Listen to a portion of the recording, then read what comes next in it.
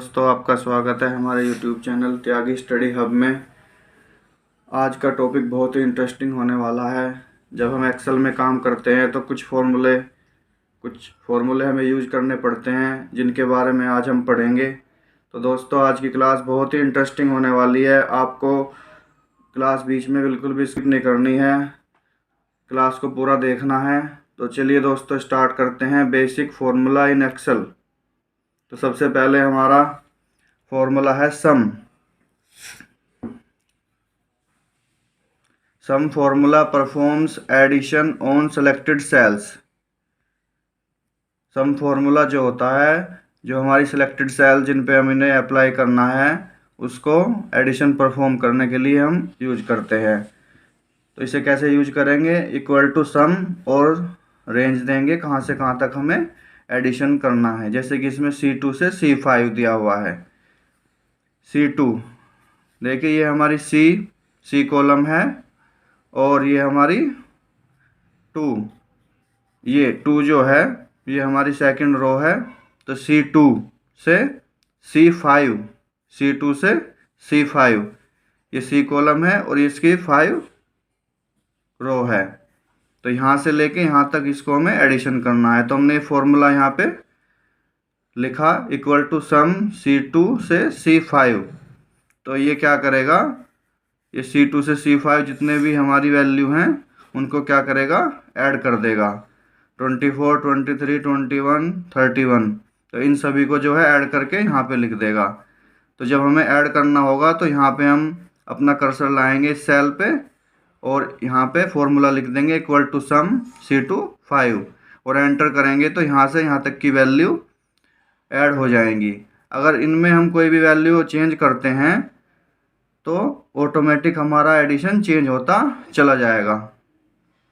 तो आपको समझ आ गया होगा सम फॉर्मूला। उसके बाद दोस्तों है मिनिमम और मैक्सिमम। जब हम एक्सेल में काम करते हैं, टेबल बनाते हैं और हमें किसी कॉलम की मैक्सिमम और मिनिमम वैल्यू निकालनी होती है या उसको डिस्प्ले करके लिखना होता है, तो मिनिमम और मैक्सिमम फार्मूला का यूज करते हैं। The minimum formula require a range of cell and it returns the minimum value. जब इसमें हम कोई रेंज देंगे सेल की, तो मिनिमम फार्मूला मिनिमम वैल्यू को रिटर्न कर देगा। इसे कैसे लिखते हैं? Equal to minimum E2 E5।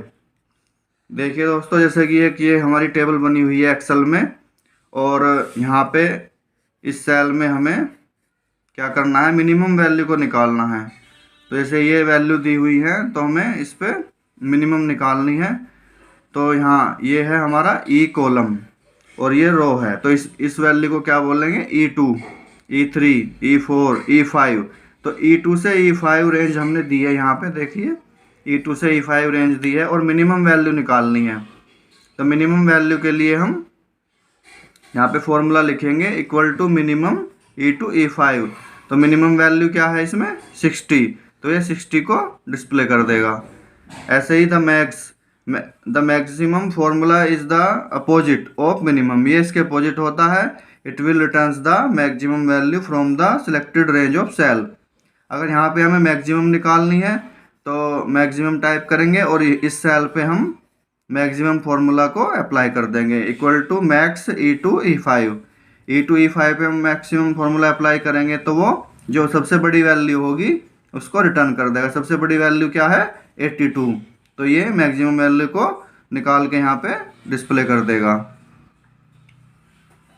तो हमने मिनिमम और मैक्सिमम वैल्यू के फॉर्मूले पढ़े। तो चलिए अब हम पढ़ेंगे average. As the name represent average. Average से आपको पता ही लग रहा होगा कि ये एवरेज निकालने के लिए यूज होगा। The average formula calculate the average of selected cells. जो भी हम सेलेक्टेड सेल्स देंगे उस पर एवरेज फॉर्मूला अप्लाई करेंगे तो वो उस कॉलम की वैल्यू को की जो एवरेज वैल्यू होगी वो हमें निकाल के देगा। तो जैसे हमने C2 से C5 तक ये अप्लाई किया है। C2 ये हमारा C कॉलम है और 2 रो पे हमें C2 से C5 तक निकालना है। ये C2 हो गया और ये C5 तक। यहाँ तक हमें अप्लाई करना है।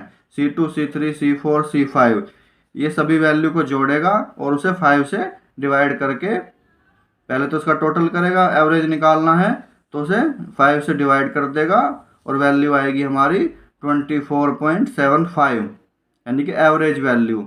यानी कि जैसे कि एज हैं 24, 23, 21, 31, तो इनको हमने एडिशन किया था तो 99 आ गया। अगर इनकी एवरेज वैल्यू यानी कि हमारे जो टेबल है मान लिया स्कूल के लिए बनाई गई है, तो एवरेज एज क्या निकल के आती है हमारी, जो भी बच्चे पढ़ रहे हैं, तो जैसे 24, 23, 21 इस तरह की एज हैं बच्चों की, तो एवरेज जो एज निकल के आई है वो 24 आई है। तो एवरेज फंक्शन जो होता है एवरेज वैल्यू को निकालने के लिए हम यूज करते हैं। इसके बाद आता है count. Count formula count the total number of selected cells, यानी कि जो हमारी रेंज दी हुई है सेल की उनमें कितनी वैल्यू है। ज़्यादा बड़ी टेबल हो जाती है और हमें काउंट करना होता है तो हम रेंज दे देते हैं और वैल्यू को काउंट कर लेते हैं। जैसे कि एक टेबल दी हुई है हमारी, ये E2, ये E कॉलम, इसकी ये दूसरी रो E2 से E2, ये E3, E4, E5, E2 से E5 में कितनी वैल्यू आई हैं उसको हमें काउंट करना है। तो इस सेल में हम फॉर्मूला लगाएंगे equal to count E2, E5, तो 1, 2, 3, 4 वैल्यू है तो ये काउंट करके हमको 4 वैल्यू दे देगा। उसके बाद आता है दोस्तों पावर। पावर से आपको समझ आ ही रहा होगा कि पावर निकालने के लिए इसको हम यूज करते हैं। इसका सिंटैक्स होता है इक्वल टू पावर, जैसे कि पावर यूज किया हुआ है D2/100 और इसकी 2 पावर हमको कैलकुलेट करनी है। तो ये हमने किस पे अप्लाई किया है, D2 सेल पे। D2 सेल कौन सी है हमारी, ये D कॉलम है और ये सेकंड रो है, तो इसका ये D2, ये इस वाली सेल को हम क्या कहेंगे, D2।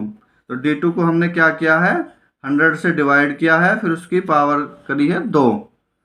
तो 180 को हम 100 से डिवाइड करेंगे तो 1.8 आ जाएगा और उसकी पावर को कैलकुलेट करेंगे तो 3.24 आ जाएगा। तो पावर वैल्यू निकालने के लिए यहाँ पे जैसे हम पावर वैल्यू निकालेंगे और इस सेल पे इसको अप्लाई करेंगे तो यहाँ पे हमारी क्या वैल्यू आ जाएगी, 3.24। यहाँ पे देखिए इन सबकी पावर वैल्यू निकाली हुई हैं। अगर इस सेल पर हमने पावर फॉर्मूला अप्लाई कर दिया है और इन सभी पे हमें वही सेम अप्लाई करना है, तो हम क्या करते हैं, कर्सर को यहाँ ले आएंगे, यहाँ पे प्लस का चिन्ह आ जाएगा, उसको नीचे ड्रैग करते चले जाएंगे तो वही सेम फॉर्मूला हमारी पूरे कॉलम पे अप्लाई होता चला जाता है। तो इस तरह से हम पावर भी निकाल सकते हैं। तो चलिए अब हम पढ़ेंगे ceiling and floor function. Excel के अंदर सीलिंग फॉर्मूला राउंड से number up to the nearest given number. Ceiling formula जो होता है हमारा वो क्या करता है, वो जो भी हम उसको सेल वैल्यू देंगे उसको राउंड अप कर देगा, यानी कि एक वैल्यू बढ़ा देगा, उसके जो पॉइंट में वैल्यू होंगी उनको हटा देगा और एक वैल्यू को बढ़ा के हमें देगा। जैसे कि हमने F2, F हमारा ये कॉलम है, ये 2 इसकी रो है, तो इसे हम F2 बोलेंगे। यहाँ पे हमने सीलिंग चलाया हुआ है तो ये क्या कर रहा है, 3.24 को क्या कर दिया इसने, 4 कर दिया। यहाँ पे हमने लिखा इक्वल टू सीलिंग F2 पे अप्लाई किया और 1 लिया, 1 नंबर इसको हमें राउंड अप करना है तो ये एक वैल्यू इंक्रीज करके यहाँ पे हमको दे देगा।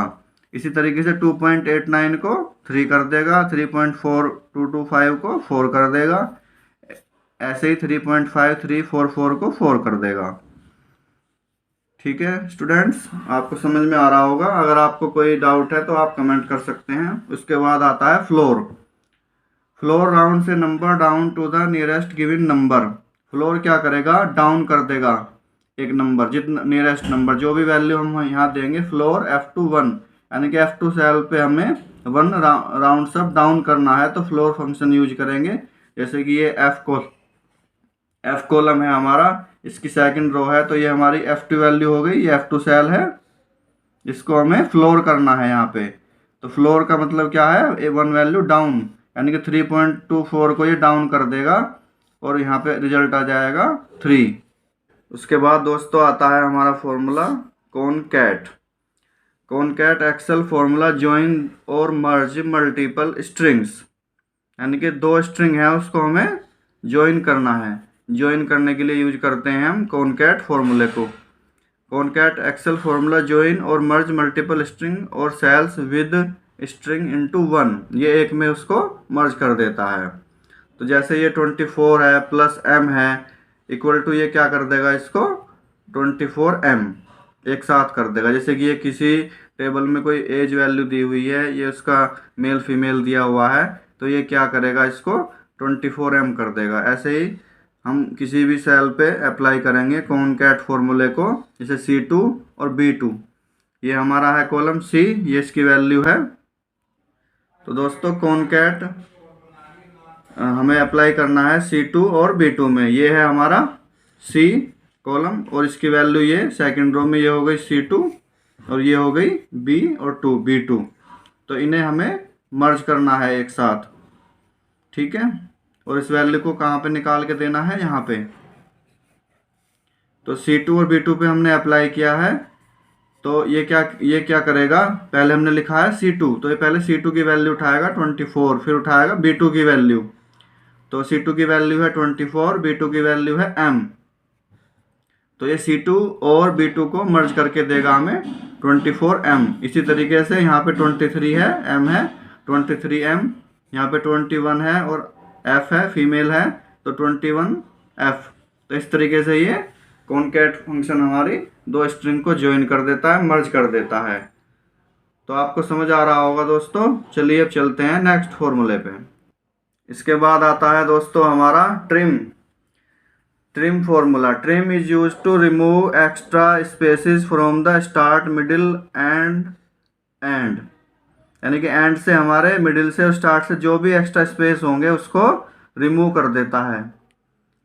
तो यहाँ पे हम देखिए ट्रिम चलाएंगे, ट्रिम A3 हमारी ये वैल्यू है, ये सेल है A3, ये A3 कॉलम है, 3 रो है, तो इस वाली सेल को हम क्या बोलेंगे, A3। और यहाँ पे हमें इसको B3 के अंदर ट्रिम करना है। तो यहाँ पे देखिए दोस्तों स्पेस आपको दिखाई दे रहा होगा, ये बहुत ज़्यादा स्पेस है और यहाँ पे स्पेस नहीं है, केवल 1 स्पेस है। तो इन दोनों स्ट्रिंग के बीच में स्पेस को ये यहाँ पे रिमूव कर देगा। तो हम इसे कैसे चलाएंगे, इक्वल टू ट्रिम, जिस सेल पे हमें अप्लाई करना है A4, यानी कि A4 की वैल्यू को इस सेल पे हमें ये ट्रिम करके दे देगा।